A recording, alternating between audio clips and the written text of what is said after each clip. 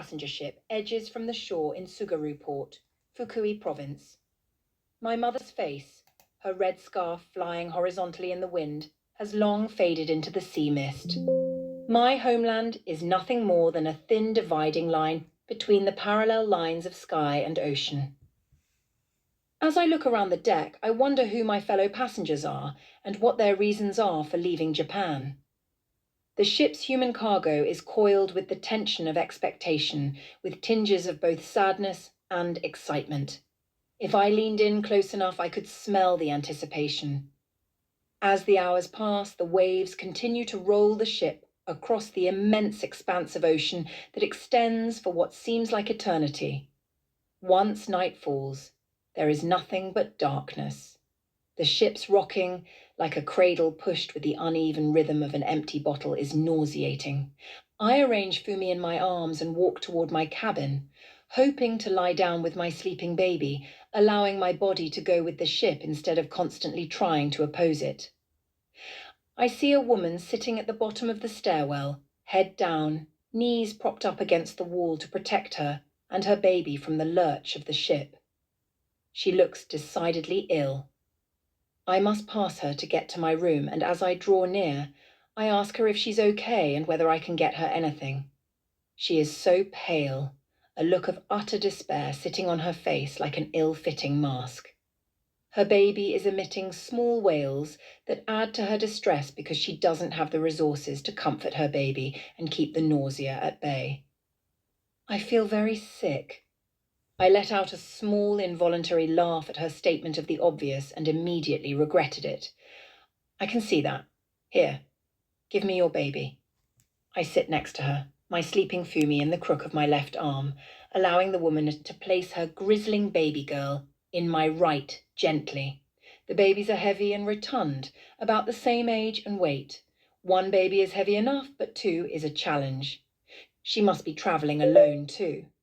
I feel a surge of camaraderie with this woman, mostly because I need a friend. So does she. I wonder if her husband is alive or dead and why she's going to Manchuria. Her navy and white striped dress is made of coarse cloth, her eyelids single folds above black olive eyes, the whites now squiggly red with the building pressure of her thumping pulse. Her skin has been sunned to a coffee hue. I can tell she works outside. Do you need a doctor? I ask, because my mother always says to see a doctor when you feel ill. No, I'll be okay. I always get seasick and I hate boats. She says with her eyes closed, my husband and children are in the big cabin downstairs, but it was suffocating down there, and my baby Ree wouldn't settle, and it was so hot. I feel embarrassed about my quick assumptions and grateful that she can't read my mind. This small mercy will save me much embarrassment in the coming months. Speaking used up precious resources, and for a moment the woman looked like she was leaning forward too much. The child in my arms has calmed, looking up at me and across at Fumi with wide, glossy brown eyes.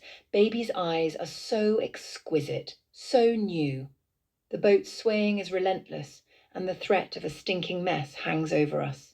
It makes my own mouth water, and I swallow firmly and deliberately to keep my small dinner down. We need to act. Even if she is sick, she can't do it here. It would stink out the whole boat. We need to contain it, or there'll be a mass of heaving from every passenger who gets a whiff. I'm Satu Chieko. I give her a small, formal smile as an introduction. My cabin is just up these stairs and a nice lounge area is on my level. Would you like to come up and sit down? And the babies can stare at each other like zoo animals. She doesn't have the energy to laugh at my limp joke. I feel a wash of embarrassment, but it's short-lived. Fumi's eyelids flicker, rolling open then sliding closed. He'll be awake soon, hungry. I rock him gently to keep him unaware if possible. I'm Ohara Sanai. This is Ohara Ree. She points to the baby in my arms, now looking annoyed, grabbing at my face with her sharp little nails. Sanai stands up and looks unsteady, but takes a deep breath, plucks her baby Ree from my arms and says, "Thank you, please." We move. As I climb the stairs, I hope, with a desperation that irritates me, that Sanai and I might be friends. I don't understand where this sudden neediness has come from. I'm usually quite self-sufficient. I guess I'm nervous. Both my cabin and the entire level are well set up and elegant. My mother insisted that a trip like this must be done with comfort as the primary goal, since it would undoubtedly be uncomfortable no matter what. May as well be uncomfortable in style, she said. This is something I have proven true on countless trips by road, rail, and sea, though this trip is the longest I've ever taken by far. Japan isn't very big. I will be in transit to Busan City in Korea for 3 days first, then with the next leg, a 2-day-long train ride to Manchuria. So, being on the ground currently sounds like heaven. Sanai carefully positions herself on the sofa in my cabin, ignoring the pretty decor, laying Ri next to her and using the glossy cushions to prop them both up. Sanai still looks giddy, but slightly less precarious. I rummage through my bag, looking for the herbal balm my mother swears cures everything, including nausea. Mother has loaded me with supplies, with the small red tin tucked into my bag for this eventuality, though she obviously anticipated it would be me being sick, not a stranger. Sanai dips her fingers into the balm and rubs small circles on her temples and belly button without comment. She knows it well. We sit quietly, me nursing Fumi, Sanai lying still, eyes closed. Ria kicks at the air. I guess you're going to Manchuria too? Sanai asks, her eyes still closed. Ah, yes, my husband is already there, looking after the railway. I look over at her to see if she is looking at me. She is not. You. She sighs, and I can't tell if it is a seasickness or weary of life sigh. I have 5 children, 3 girls and 2 boys. We farmed up north, but there just isn't enough anymore. I'm not sure exactly what she means. Enough of what? I don't know anything about farming.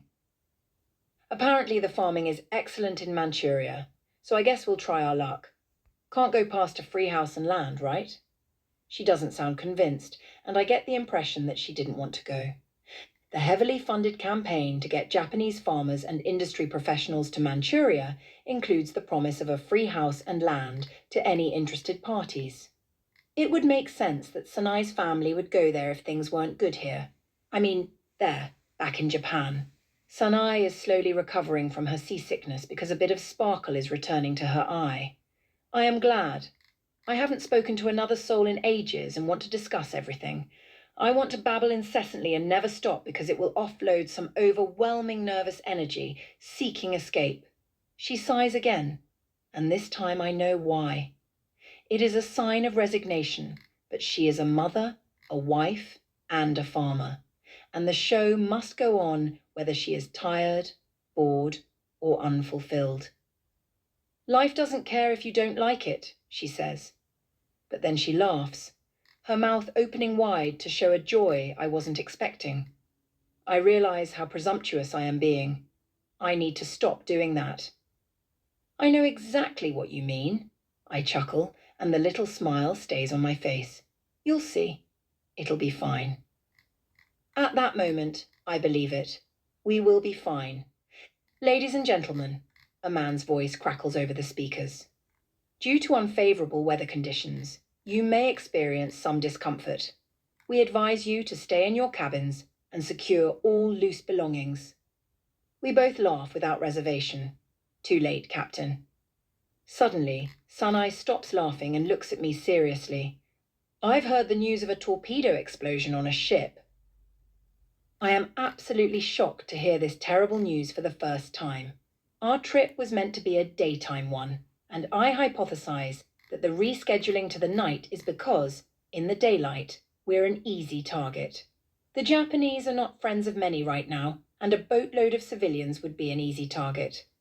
We are all too aware that there is still a war around us, and this trip is perilous despite the government's safety assurances.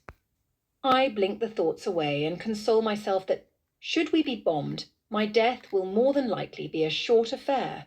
We'd be a newspaper story, weeks away when word reaches either shore that we didn't make it. Hundreds of Japanese citizens die in torpedo attack. I feel like I'm going to die. Sanai's voice is husky. I look up at Sanai and notice how pale and sweaty she's suddenly become. Knowing what's coming, I manage to throw a hand towel in front of her just before her lips part in a perfect little O, and vomit pours out, covering the towel in watery green foam. The sour smell immediately permeates my nostrils, lungs, and mouth and seems to cling to my skin. I make it to the balcony edge just in time. Sanai's eyes are watering and she is puffing. I am now 2 in wretches. Serves me right. As the more able-bodied of the pair of us, I pick up her sick-filled towel and, holding in another wretch, manage to throw it onto the tiles where it can't seep into anything. Now it is my turn to puff up. The rancid stench of vomit is completely unavoidable. Our babies are howling, one setting off the other. Rye's face is mottled red, her little eyes swollen and squeezed shut, her mouth wide and tongue quivering like a cartoon character's. Fumi is gasping for air in between screams, so there is a pause, a brain-rattling caw, then another pause before the next onslaught. It starts off as a few little titters. Sanai sounds like she is going to vomit again, but I soon realize she's laughing. Before long, Sanai and I are both howling. That was not the last of the vomiting, but it was the last time I regretted inviting her up. It was worth every single smelly moment. The dawn is still several hours away, and after 1,000 apologies, Sanai returns to her husband and children, desperately needing a shower. I can't imagine what her poor husband must have been thinking. I move to the lounge area as far as possible from my cabin, in the non-smelly part of the ship, still laughing through my fatigue at the absurdity of it all. I have a moment of feeling grateful that life is often so unpredictable. I could never have dreamt up that scenario to secure myself a friend. Absolutely never. I stroke Fumi's forehead, offering him my finger to squeeze while I think back over the past few days. The little going-away dinner my parents had for me, the old man at the grocery store. It all seems so long ago. I recall the moment I said goodbye to my father, my sister, and then later, at the ship, my mother. I long for the smells of my mother's kitchen, the safety of home, and the warmth of my husband's embrace. It has been so long since I felt his breath on my neck or his fingers in my hair. He says my hair is like silk woven by God, which always makes me smile because I know he is just saying that. It is nothing of the sort. I miss watching his face crinkle up into a smile when he laughs and the way he smells. He hasn't even seen his son except in a blurry photograph. I look down at my sleepy son and softly sing my favourite nursery rhyme. I sing a slightly different version every time, making up the words I've forgotten, but the rhyme about how it feels to be a child, the joy of discovery and the feeling of safety are always the same. The nursery rhyme is a story about being home. Fumi responds by slipping into a deep slumber miraculously quickly. I let my eyelids slide closed, rocking gently in my chair as I drift off. When the sun awakens me hours later, it looks like a huge red ball rising between the ocean and the skyline. It's a dazzling sight, illuminating the sky and the shimmering ocean. We are in the international public sea now, I think. We are out of the war zone. We are safe.